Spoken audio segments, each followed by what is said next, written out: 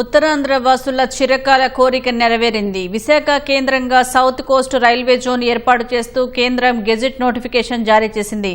వచ్చే జూన్ 1 నుంచి కొత్త రైల్వే జోన్ కార్యకలాపాలు ప్రారంభించనుంది.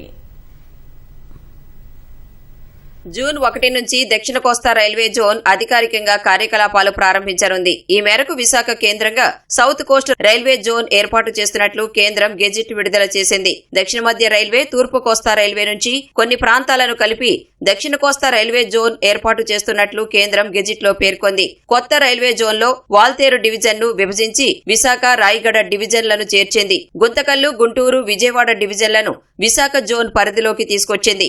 ఈ మార్పుతో సికింద్రాబాద్, హైదరాబాద్, నాందేడ్ డివిజన్లు మాత్రమే దక్షిణ మధ్య రైల్వే పరిధిలో ఉంటాయని కేంద్రం తెలిపింది. ఖుర్దా రోడ్ డివిజన్లోని ఇచ్చాపురం నుంచి పలాస వరకు ఉన్న మార్గాన్ని విశాఖ డివిజన్ కు బదిలీ చేసింది. గుంతకల్లు డివిజన్ నుంచి రాయచూర్, వాడి సెక్షన్ సికింద్రాబాద్ డివిజన్ కు బదిలీ చేసింది. రాయగడ నుంచి కొన్ని సెక్షన్లను విశాఖ డివిజన్ లో చేర్చింది. కేంద్రం ఇచ్చిన గెజిట్ ప్రకారం రాయగడ డివిజన్ లో ఇంతకు ముందున్న Palasa, Ichchapuram railway line, Ichchapuram, Duvvada, Vizianagaram line Visakha division లోకి వచ్చాయి.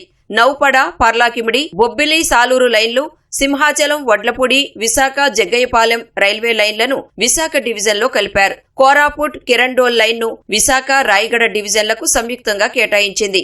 ఈ మార్పులన్నీ జూన్ 1, 2026 నుంచి అమల్లోకి వస్తాయని నోటిఫికేషన్ లో రైల్వే బోర్డు స్పష్టం చేసింది. ఆరిలోవలో సౌత్ కోస్ట్ రైల్వే జోనల్ కార్యాలయ భవనాల నిర్మాణానికి 2025 జనవరిలోనే ప్రధాని నరేంద్ర మోదీ శంకుస్థాపన చేశారు. విఎంఆర్డీఏ డెక్ లోని 2 అంతస్తుల్లో దక్షిణ కోస్తా జీఎం కార్యాలయం ఇప్పటికే సిద్ధం చేశారు. Principal chief mechanical engineer, electrical engineer, principal chief engineer, principal chief personnel officer, principal chief financial అధికారులను ఇప్పటికే నియమించారు. ఈ జోన్ జీఎం కార్యాలయంలో 1200 మంది, ఇతర ప్రాంతాల్లో 17,000 మంది వరకు ఉద్యోగులు పనిచేయనున్నారు. ఇక్కడ పనిచేయడానికి ఇతర డివిజన్ల నుంచి ఆప్షన్లు కోరగా 3,000 మంది విశాఖ జీఎం కార్యాలయం పరిధిలో పనిచేయడానికి ఆసక్తి వ్యక్తం చేశారు.